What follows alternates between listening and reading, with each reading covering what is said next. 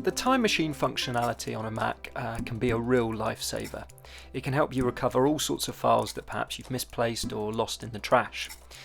Now we can access it by clicking on the little clock icon in the top corner here. I'm going to start by opening up the time machine preferences because it gives you an idea of how it saves things as it goes along.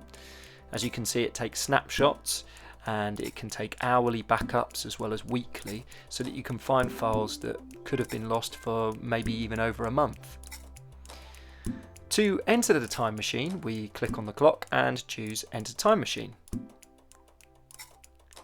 As we can see here, you can scroll through the day or even the month to see if you can recover files. As I scroll backwards, I can see files that I've deleted along the way. I could even go as far back as 2014 here. The time machine function can really help you to recover files even if they've been lost for months.